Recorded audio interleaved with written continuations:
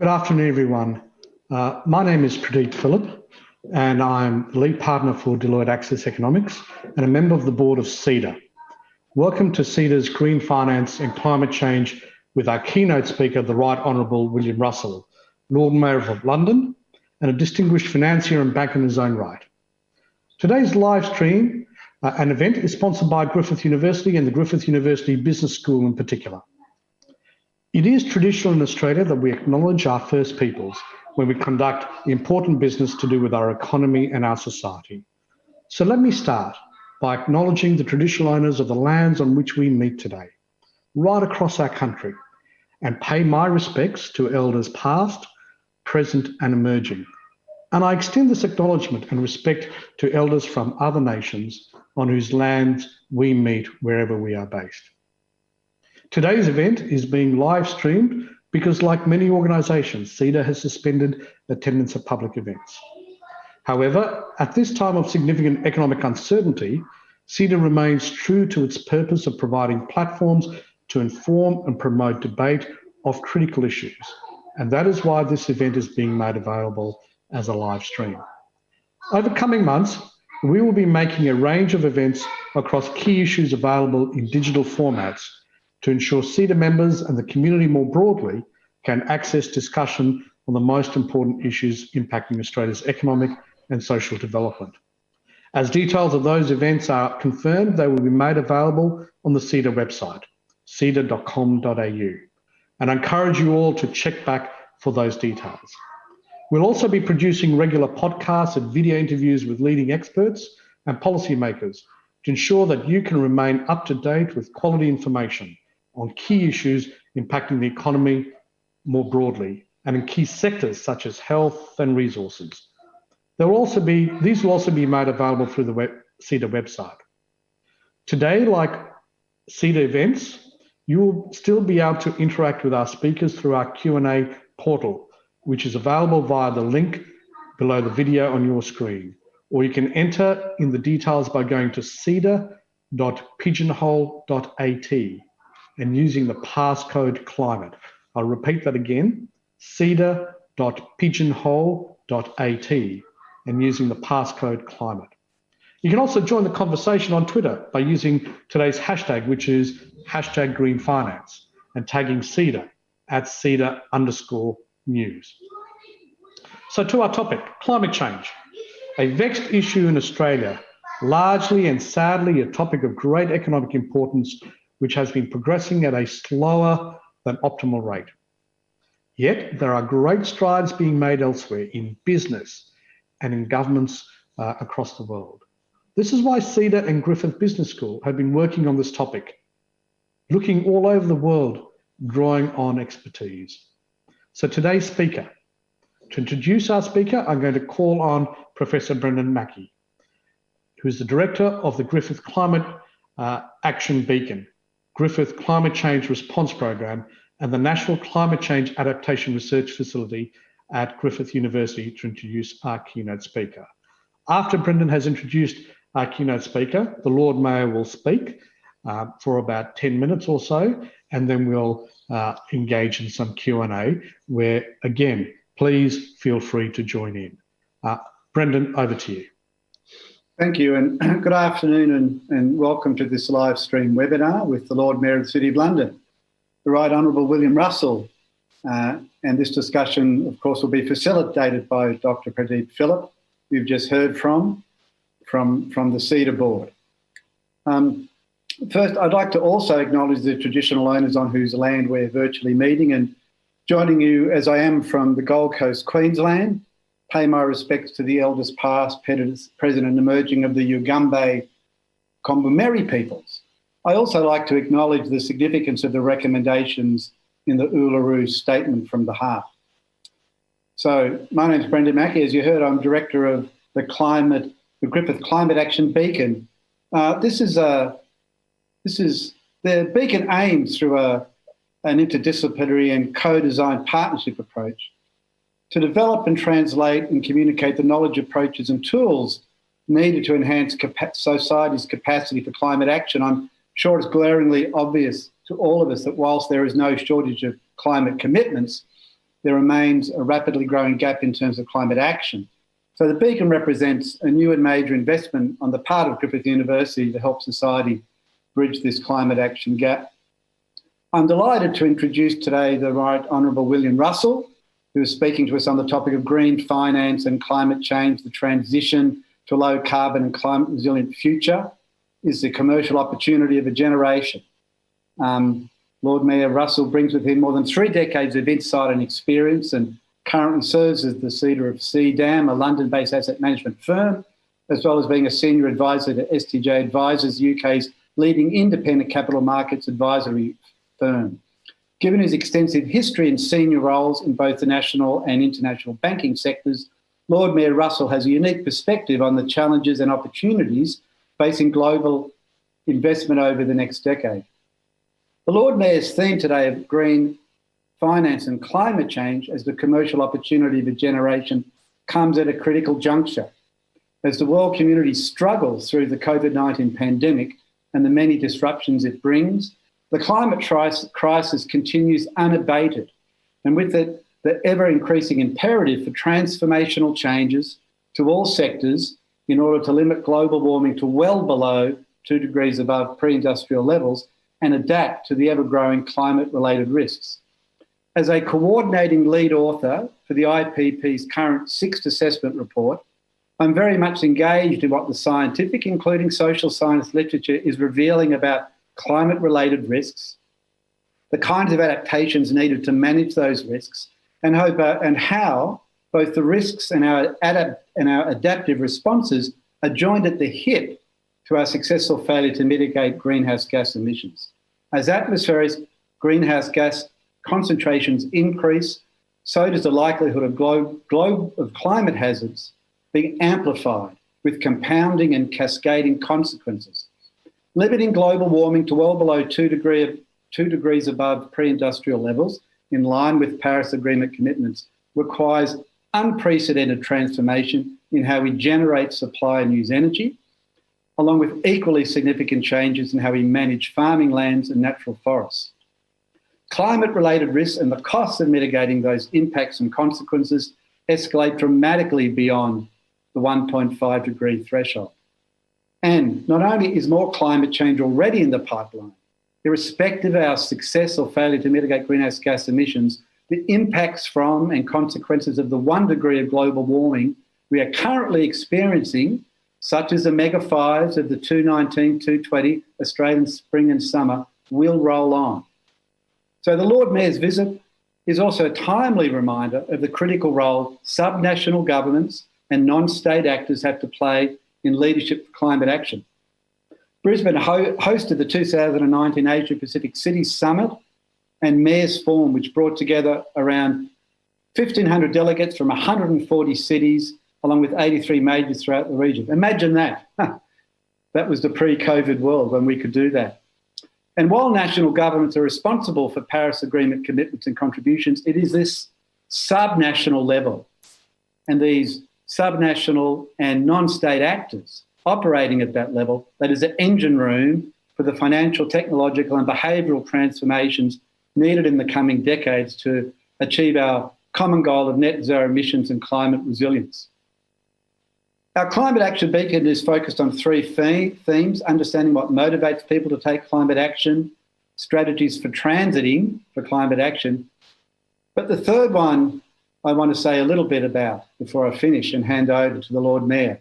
And that third theme is climate justice. If the finance sector and subnational governments and businesses are to have the necessary social licence that's needed, then we must ensure that our means, our climate action means, are ethically consistent with the ends we seek to achieve, that we avoid perverse outcomes for human rights, and that we contribute to the 17 Sustainable Development Goals. A key component of climate justice, therefore, in addition to leaving a healthy planet for our children and future generations, is to ensure access to green finance by the least developed countries, those who have been the least responsible for greenhouse gas emissions, but are the most exposed to climate risks and with the least adaptive capacity. So without further ado, I would like to sincerely thank Lord Mayor Russell for making the time for this event in his busy itinerary and welcome his input to what I'm sure will be an incredibly robust and enlightening presentation and discussion. Thank you. Thank you very much, Brendan. That was very kind. And hello, everyone. It's a real pleasure to be here with you all today. Obviously, it's late in the afternoon with you. It's quite early in the morning here. But I am William Russell. I'm the 692nd Lord Mayor of the City of London. And because of COVID-19, I will be doing a second term as Lord Mayor, ending my time in November 2021, which is the first time since 1861 that someone has been asked to serve 2 years in office. That particular Lord Mayor was someone called Sir William Cubitt, part of a big building firm. And William Cubitt's firm, the Cubitt family, built Covent Garden, those of you who know London well. And it was his father, Tom Cubitt, who built Belgravia, which is the very smart, posh area in the city in London. But there are quite a number of Lord Mayors that have done 2 years. But the one I have to say, which is I like the best, is back in 1397 and 1398. When there was a Lord Mayor who was Lord Mayor 4 years, but he did 2 years back to back in 1397, 1398. He probably is the most famous Lord Mayor, and he just happened to be called Dick Whittington. So my local cricket club is very excited about the cricket club quiz when they're going to ask what William Russell and Dick Whittington have in common. And it's more to be a Lord Mayor twice rather than having a cat, because I don't have a cat, and he was famous for his cat that he brought to town. So some of you may be asking, what does a Lord Mayor do exactly? Well, I sometimes ask that question myself, but primarily the Lord Mayor is a spokesperson for the financial and professional services that have a historical home within the City of London. And it dates back to 1189, the mayoralty. But today the city is the site of over 250 international banks, with over 500,000 people working in the City of London, the square mile as we call it, and over a third of them were born outside the UK. It's these companies that have made the UK a world leader in financial innovation, at the forefront of technology, which is ushering in the whole of number of new industries. So understandably, COVID-19 looms large for city firms, and many of them, like the rest of the global economy, have been experiencing significant hardships recently. The world has responded by working closer from further away. The global business community has come together to find ways to manage our respective economies through this crisis. But one thing which stands out to me, and that has been mentioned almost unanimously by the firms I speak to, and I counted the other day that since March, I've done well over 100 Zoom calls for something called the Virtual Engagement Program. I have traveled. This week, I'm in Australia virtually. I was in Singapore last week and Japan the week before. But they are using this change as an opportunity to look at their business practices. They're all asking themselves, can we be more innovative, and how can we build back better? And I firmly believe that this current crisis is only serving to accelerate the biggest shift in financial services that we have seen for quite some time, which is, of course, the rise of sustainable finance. Last year, sustainable investment products in Europe grew by more than $120 billion. That's about 170 billion Aussie dollars, more than doubling from 2018. And this same trend has been repeated in the US, across Asia, and in Australia too. And I believe the reason for this shift in mindset is simple. It's not ideology that has driven this shift, not demographics, although that has surely played a part, not even the science of climate change, irrefutable as it is. Fundamentally, this transition in finance has been driven by the cold logic of the market, with a gentle nudge from policymakers, of course, but that financiers have recognized the risks posed by climate change to our balance sheets, to our bottom lines, are enormous. And we now understand the physical and transition risks associated with climate change. We have the data and evidence to show that sustainability-backed strategies are lower risk without compromising on returns. The market downturn in the first quarter of this year is a poignant example. Research from BlackRock shows that 88% of sustainable funds outperformed their parent index, both in the market contraction and recovery to the end of April. Over the same period, sustainable funds experienced net inflows of $40 billion US dollars, 56 billion Aussie dollars in new assets. And this outperformance isn't just a short-term phenomenon. Another research piece by Morningstar shows that most sustainability-aligned funds outperform their comparators over 1, 3, 5, and 10 years. The logic of investing in the green economy is clear. Sustainable finance has been inexorable. Its scale is inevitable. But the far greater challenge, the far greater opportunity, lies in the pace of the transition itself. Many of the investors with whom I speak point to a green recovery as an urgent priority. They are actively looking for new investments aligned with the transition to a low carbon future. They are waiting for companies and governments to signal their intent and back intent with a clear plan. To give a brief example of the appetite here, in March, Cadent Gas, which is a British gas distributor, issued the UK's first transition bond. Cadent agreed to use the proceeds from the bond to retrofit their gas network, including to carry hydrogen. The bond issued at the start of March was still 8.5 times oversubscribed. This is just one example. Investors are systematically looking for the markets and the sectors that will move first on the transition. They understand that the low carbon transition is the commercial opportunity of a generation, one that will unlock investment and drive jobs growth. Many countries have already acted by legislating for net zero. Others still have announced transition-aligned recovery packages. It is these markets that are best placed to tap the growing pools of sustainable capital on the road to recovery. At present, I would not count Australia among the leaders in this race.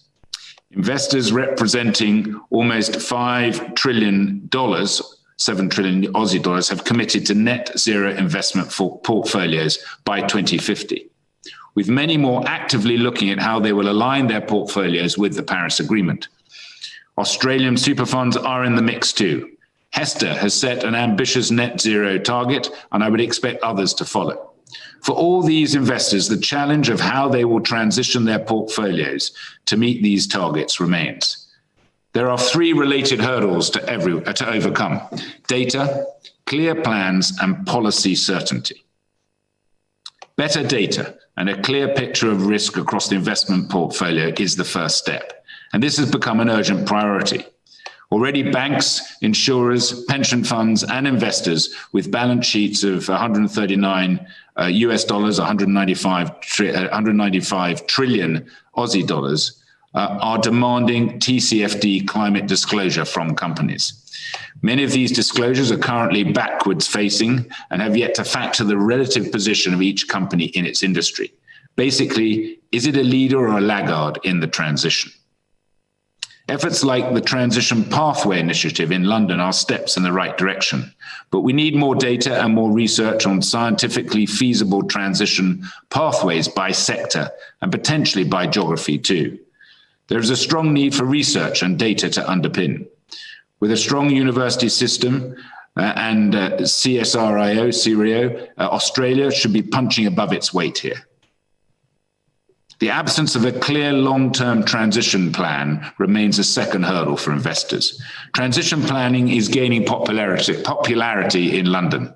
We've seen big announcements from unlikely places. Even BP and Shell have announced net zero targets with detailed transition plans expected later this year.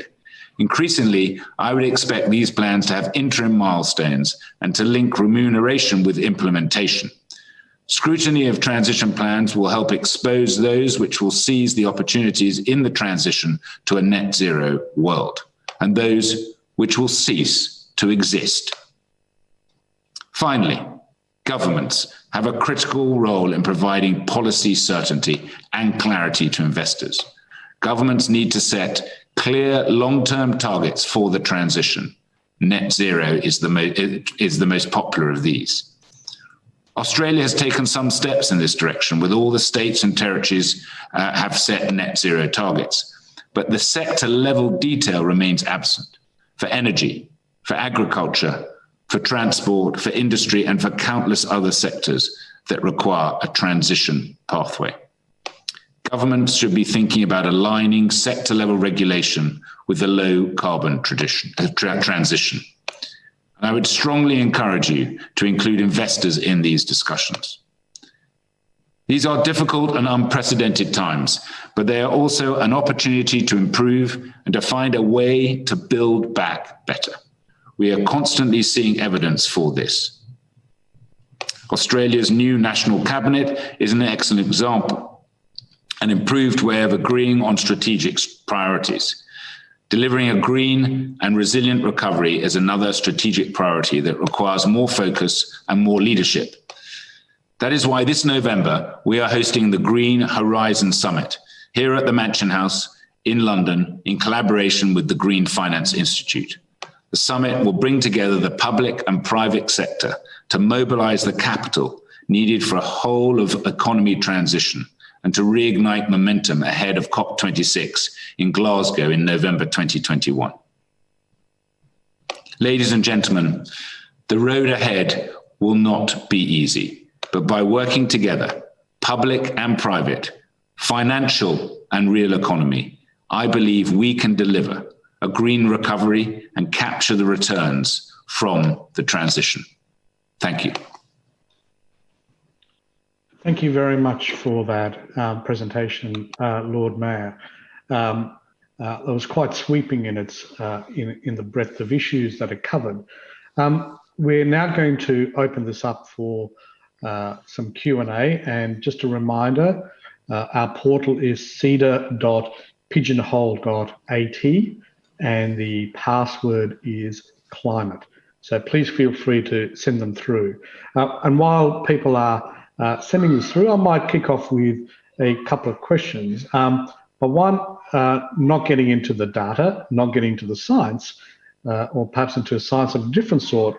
I just wonder if you could share some reflections of why in the UK the climate change debate has progressed so well. What has happened in the UK that got you across the political divide, which seems to be a bit of a feature in Australia?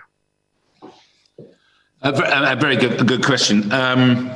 So I think a number of years ago, government helped with making it attractive for people to invest, for companies to invest in renewable energies, and whether it's wind farms, I mean, we don't have as much solar, but even the households here, what they're doing is, because the retrofitting of all the buildings is one of the biggest costs going towards 2050.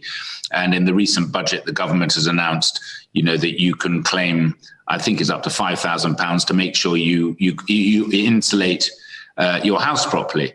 And we have sort of been going down that path with onshore wind farms, offshore wind farms, where it has been attractive, there have been tax breaks. So this comes back to the public-private finance, where it involves both private and public.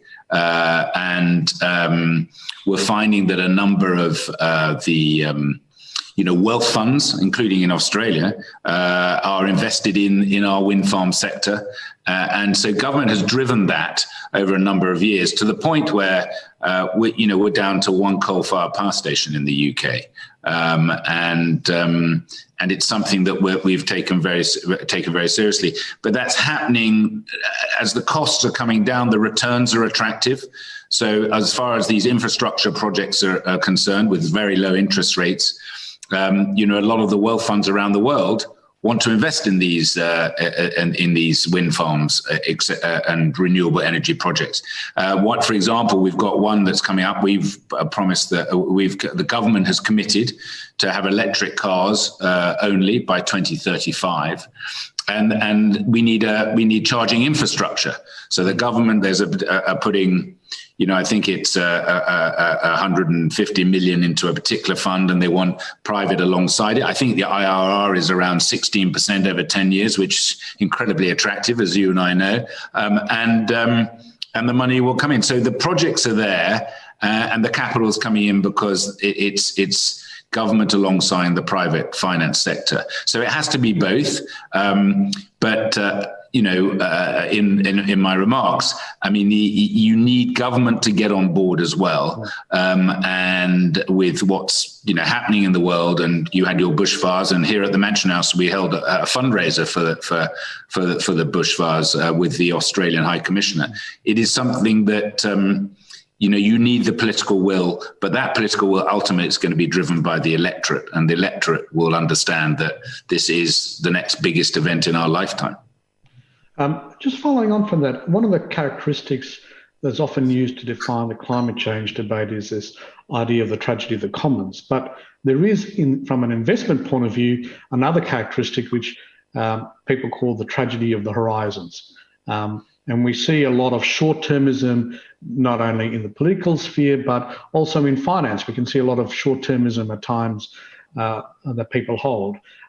Is it just policy certainty that can help shift that investment time horizon? Or are there any other incentives that you see worldwide that give rise to or motivate the green finance sector? So, no, I think coming back to the answer to the last question, I think it is, but you need policy to help. But if I look purely on the finance side, and as I think as I've said before, Mark Carney, who was the past governor of Bank of England, looked at the 3 R's: the risk, the reporting, and the returns. The returns are very attractive, and that's something that people are beginning to realize, investors. But I genuinely believe that a lot of what's going to happen is going to be driven by the shareholders. So let's say you're a public company, and you aren't doing enough in the ESG area. So I'll just do, there's a well-known oil company across in America, which I noticed called Chevron. And I know asset managers here in London who do not own the shares. Because they aren't transitioning to where they should be getting to. Now, that this particular investment management company owns BP and Shell because they're going through the transition process, and they're coming out with their strategy of how they're going to get there. And I think the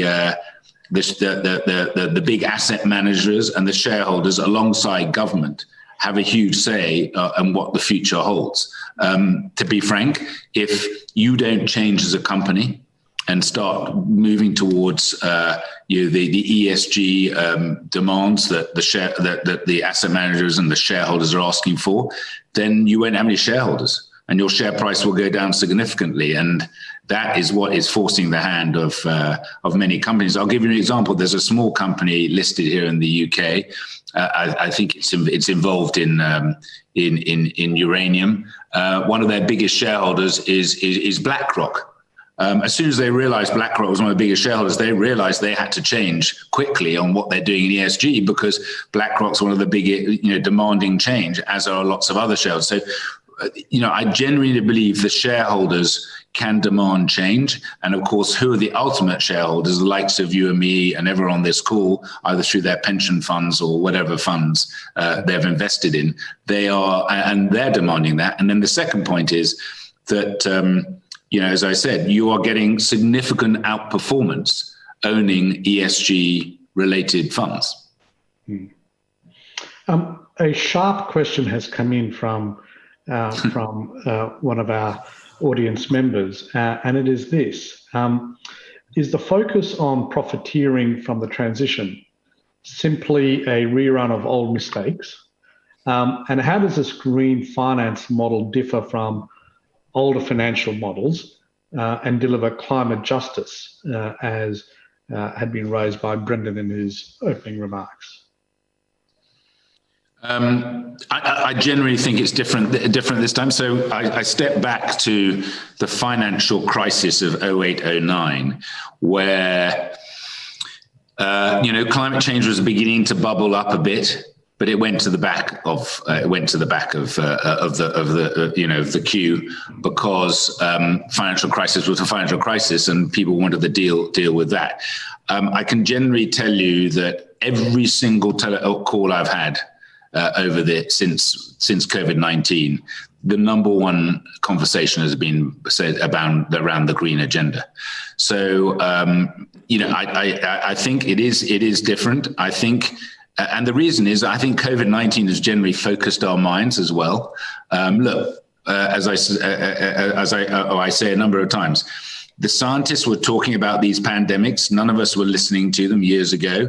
The scientists have been talking about climate change for a while, but it's only now in the last, I believe, 12 to 18 months that things have changed. I point out that HRH Prince Charles made his first sustainability speech in 1968. He spoke at Davos this year. And everyone looked, and Davos is not always everyone's a cup of tea. But I mean, I went as Lord Mayor for the first time and probably the only time. But there was a palpable change of what is going on in the world. We've got Sir David Attenborough here, who's been talking about it. As I mentioned on a previous call, Richard Curtis, the film producer, has done something called My Money Matters. There's a whole generation, and actually it is the younger generation who are almost making the elder generation look up and say, hang on a minute, what is the world going to be like in the next 30, 40 years? And if we don't change, as I said, this is the next big catastrophe. And whether it's, you look at Siberia at this very moment, never been hotter. You look at what you've had in Australia, it is here, and it's only going to get worse unless we change very quickly. Look, we can all say we've been here before. It is different this time. I do think it's different this time. It's also like, what we've seen with Black Lives Matters. That is different this time, in my view, as well. So there are a few things going on in the world where people are beginning to recognize that change. You saw what Japan did the last 10 days as far as financing new coal-fired power stations. There's an article in today's FT about China. Come on, China, your turn now to stop building coal-fired. The pressure is intense, and it's coming from the people of the world. But finance has a critical part to play, because none of these projects get built without finance. Well, no, that is interesting, and it goes back to a point you made in your remarks that, in fact, the great opportunity is in the transition, but also we know that this transition is about kind of destruction as well, and the risk of stranded assets, but also of de-investment takes place. Any thoughts on how to conduct that debate about transition, particularly for where there are sectors and regions that lose? Because that can often dominate this debate, but just wondering if there is a better way to have that debate. Well, but I mean, there will be losers, and that's, I think, in a way, that's where government have to step in order to help the losers. But look, I mean, I use the BP Shell example and the write-offs they've already taken on stranded assets. They've written off billions and billions of assets.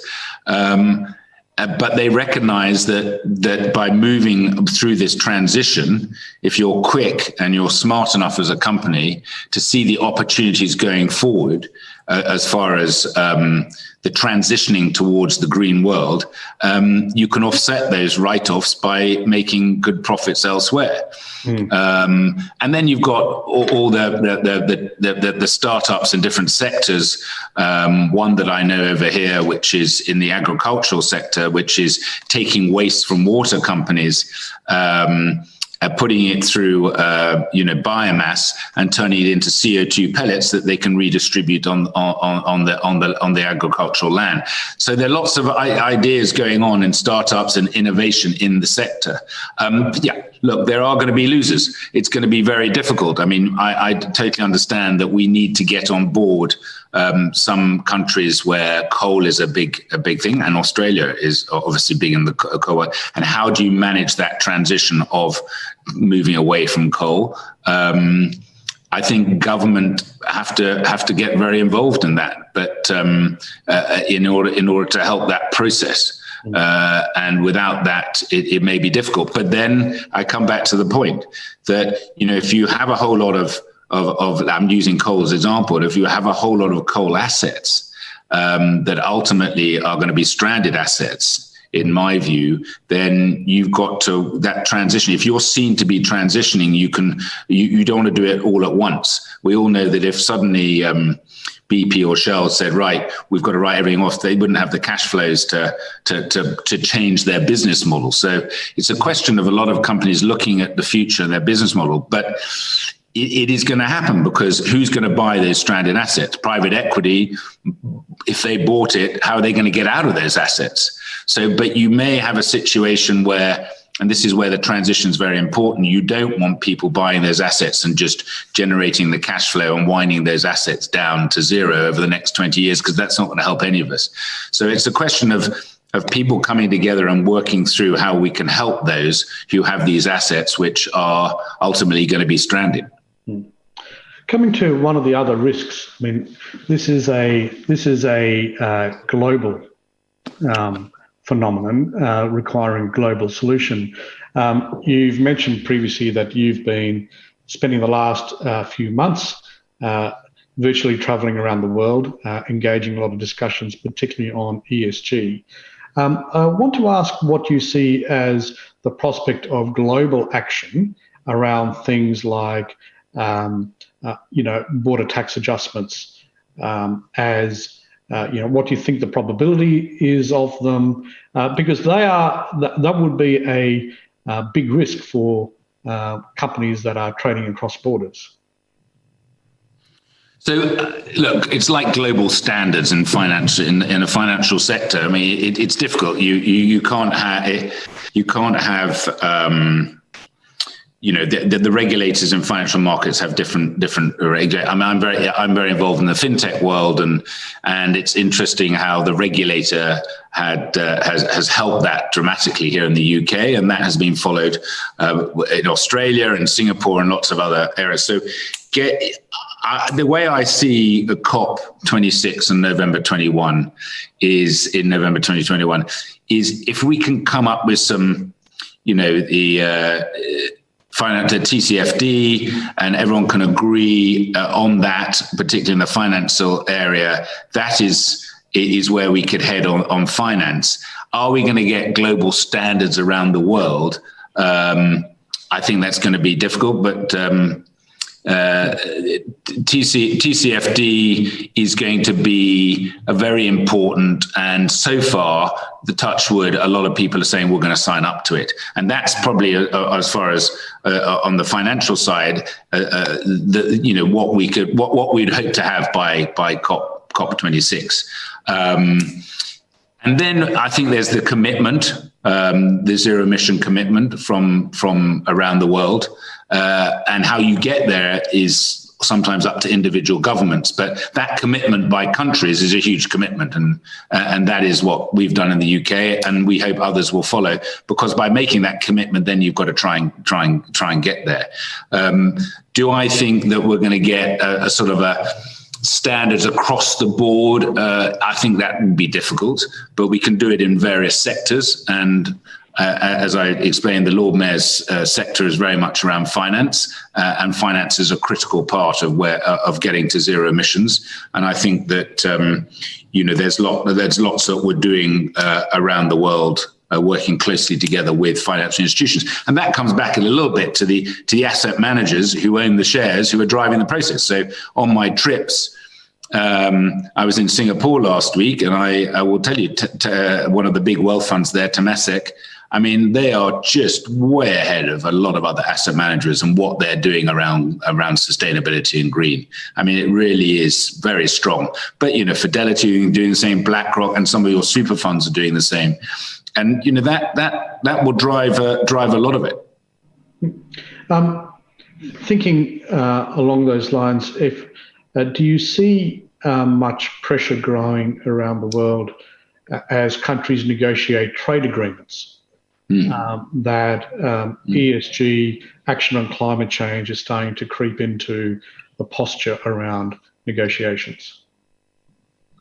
Yeah, I think it is. I mean, as you know, we're leaving. We're leaving Europe, and we're negotiating a lot of FTAs at the moment, and green is right up there. as is on the finance side.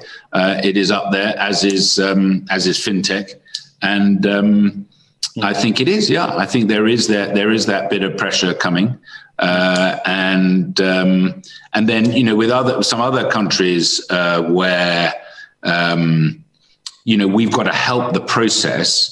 A lot of it comes back to that R word on the return. So we did a call with Indonesia the other day, where I think there's lots of opportunities in Indonesia, but Indonesia and how big they are in minerals and particularly coal. But Indonesia has a huge amount of plastic. How can we try and take that plastic out, make that profitable, help them with the process? There are lots of different, as I say, coming back to the innovation side, there are lots of different companies, not just in finance, but doing incredible things around the green agenda. And they'll be very successful and will be very profitable. So there's that process as well. But it's definitely on being discussed much more than ever before as far as trade agreements are concerned. Some of our audience members are interested in your comments about green recovery. Clearly, governments all around the world have loosened the purse strings at this point in time to deal with the pandemic. In that context, as fiscal policy is loosened around the world, green recovery has been one of the things that people have been talking about as being important, as being an object of fiscal policy. Is there anything you can share with us about what you are seeing as really interesting initiatives by governments as part of green recovery? And I can speak a little bit for the UK. I mean, our phrase is Build Back Better. And the government here, the Chancellor had a budget where he, as I said, was giving money to people to install, as far as installation, to make sure that their houses are greener, and you'll get money from the government. I think he's committed. I think it's £2 billion to that. It is being talked about a great deal within government. So a lot of the infrastructure projects that they're talking about, we want them to be green, and it comes back to the point that the COVID-19 has just concentrated many people's minds about climate change. I'm sure I'm sure you've noticed it in Australia, but here, because where I am in the City of London, the square mile, 97% of the people are working from home. I can tell you it's beautiful blue sky, and you can breathe the air, and it's pretty good. And people are enjoying what COVID has provided, and the lack of aircraft flying over London and all that. So it has changed the mindset. Yeah. And I'm a big fan of the 747 jumbo jet, and I was very sad that I flew in one last June, and that will be the last one I'll fly in. But as far as my green agenda is concerned, it's good for us that British Airways are retiring all the jumbos. So I think there is a lot of that, and people are driving that, and the politicians understand that. And it comes back to my point that I think all the political parties here are very much pro what we're trying to do in climate change, and are showing leadership in that, as are business and as are other leaders in the UK. Yeah, your point about not flying and things like that leads me to one view that let's hope we don't need a pandemic to actually see a reduction in our greenhouse gases. Yes. That's the last kind of answer we need as a society. But it does go to a question that has been asked by one of our audience members, and that is reducing waste and minimising consumption is also key to addressing climate change. How can we shift the mindset around limitless growth to one where we consume less? Just wondering if you want to comment on that. Well, I think a lot of it over here, we are. Let's start with COVID-19. What COVID-19 has also focused our mind on is is health and well-being. I mean, all the stats and the data are very much around, obesity. And those who have been overweight and obese have suffered more under COVID-19. And that's been a focus. I think fitness, I mean, more people have had time to think about getting fit, going for walks, breathing in the good air that I've been telling you about. I think that's all part of that question is, thinking more about what we're consuming and what we're eating. Consuming as not just what we're eating, but consuming as far as buying things, as there's a huge change also on how people purchase things. I mean, we've got a real dilemma here in this country about our retail outlets. I mean, there are announcements every day about more stores being shut in the high streets because people are not going to those shops, and that's brought everything forward by about 4 or 5 years. And that's the other thing that COVID-19 is, and this is why I'm a believer that COVID-19 has brought forward the agenda on the green area, because people have just looked at their life, looked at what's going on, and said, okay, I've got to change. And I think there's a lot of change that's happening, and we won't come back. Again, I mean, look, I could have a whole discussion about the office space and how that's all going to change, and the air quality has to change because of the COVID-19, and that's an area on the whole buildings infrastructure is something that's going to change as well. So a lot of it's driven by the younger generation who see things differently from the older generation, but they're having a massive influence on us, and we're adapting because they're saying, what world are you going to leave us? And if you don't change, we're going to try and change you. Hence, we've had the Extinction Rebellion here, who have been very, I'm literally the Bank of England's outside the Mansion House. They've been out there a number of days in the last 2 weeks. There's a huge movement for that change. And I genuinely believe that business and government recognize it. But also, I think, talking about the question, I think, business in the consumer areas recognize it too. And they're having to change as well. In your remarks, you've talked a lot about green finance and the private sector and the returns that are to be made, and they're really important kind of incentives for driving growth here. Can I ask, is there much that you're seeing around the question of equity? Because we have Professor Susan Rimmer. One of the things that she talks about and Brendan talks about is climate justice. As we think about the investment profile, is there much discussion about how we ensure equity, particularly for those who are least able to afford some of these changes? No, there isn't. I mean, that's a good point. I mean, I'm not sure we've got down to that necessary. I'd be interested in what Susan has to say, whether we've got down to that level yet. What we are saying, and Nicola Sturgeon is using this a lot, the First Minister of Scotland, is a just transition. And I totally get that. It has to be a just transition. We know there's a transition, but we don't want those who are less well off to suffer more because of this transition. So everyone is very conscious of getting that right and how we can encourage. And I think the politicians recognize that. I mean, one of the things about COVID-19, certainly here in the UK, which has been a wake-up call, is the inequality has been pretty dramatic. We don't, and it's been a little bit of it's been a big wake-up call. So as we transition the changes that we want to make in the green world, we want it to be just, and we don't want those who are less well off to suffer more than others. So I don't know whether that answers your question, but that is something that is very, very much at the forefront of people's minds. No, it doesn't. Thank you for that.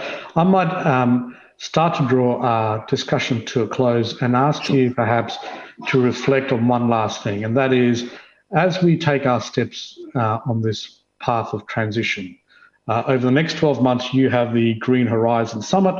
But what is it that we can do practically, any advice that we can do practically over the next 12 months in Australia, because this agenda can be overwhelming, to be honest, and often it's where do you start?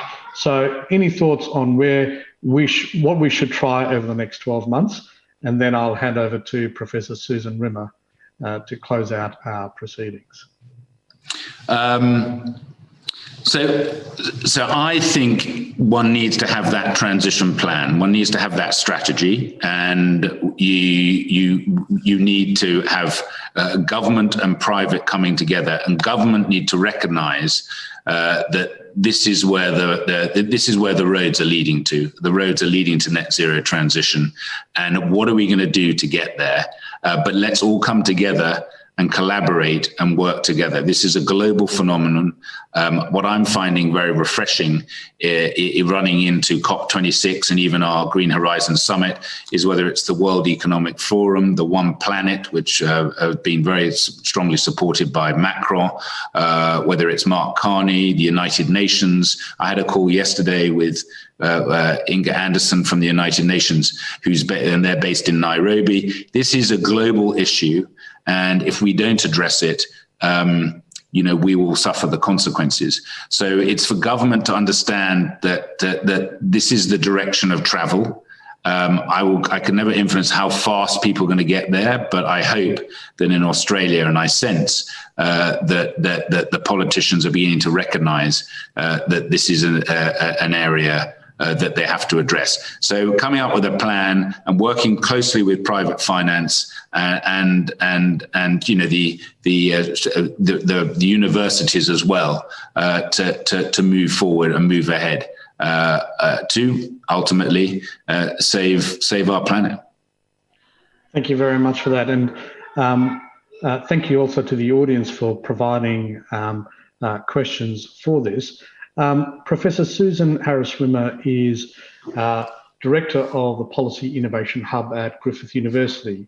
And Griffith University and the Griffith Business School have been a key part of hosting this event.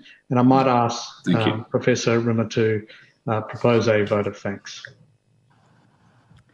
Thank you. It is my very great pleasure to be the one as the second ever Policy Innovation Hub Director. I feel a little new to the party after hearing you're the 600th and I wrote it down, 92nd City Lord Mayor, goodness.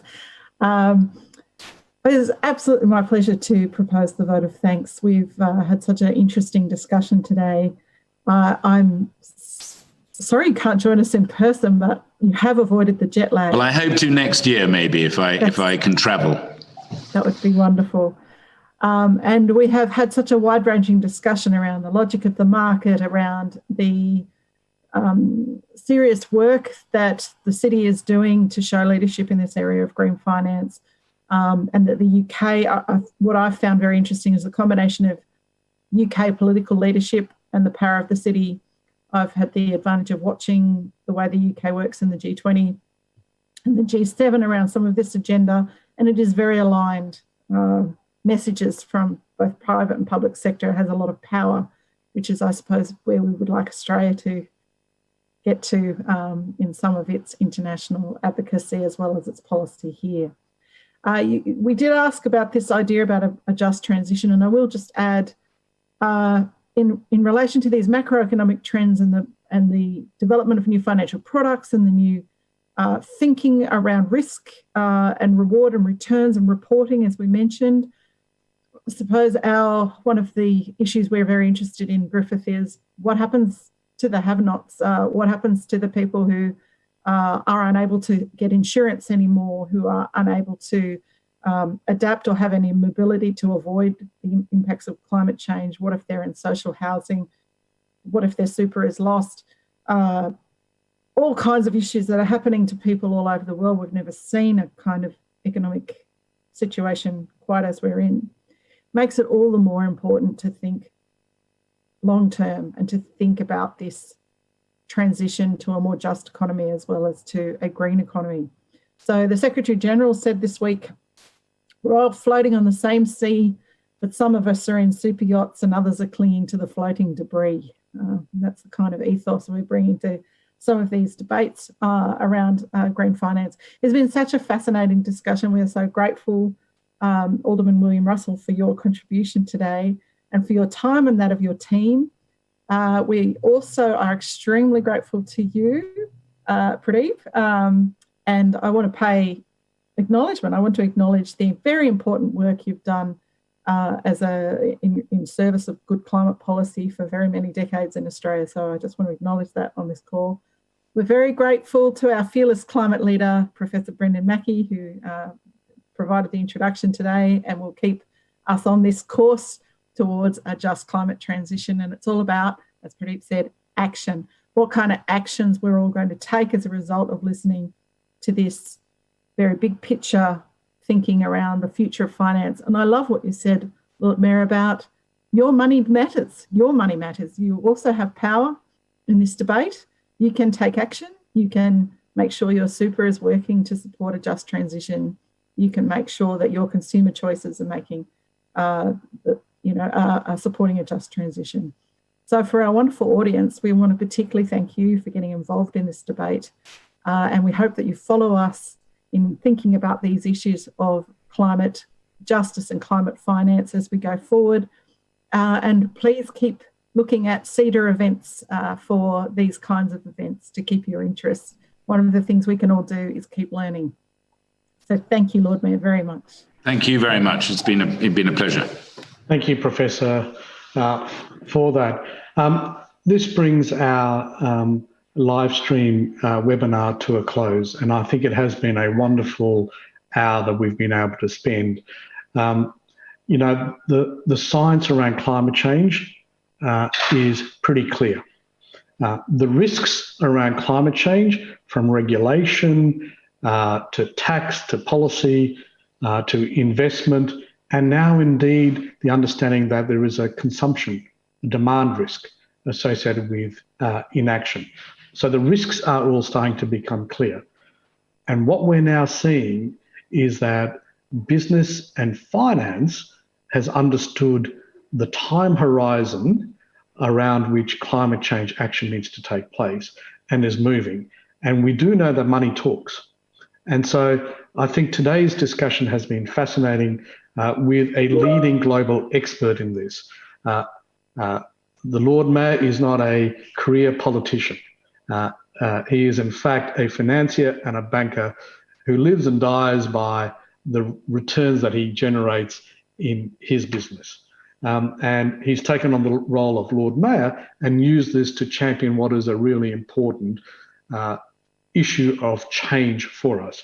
And so we've been blessed with your wisdom and willingness to participate today, Lord Mayor, and thank you for that. To the Griffith Business School, thank you for being bold on this issue. Like a lot of members of this audience, it is good to see people being bold because it gives us the tools that we need to effect change. Because change does not occur through individuals alone, it's through our collective action. So thank you very much for that.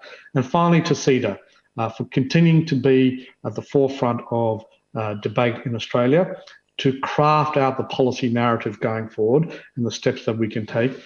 Thank you to the members of CEDA who have made this possible. On that note, thank you everyone. Bid you a good afternoon and stay safe. Thank you very much.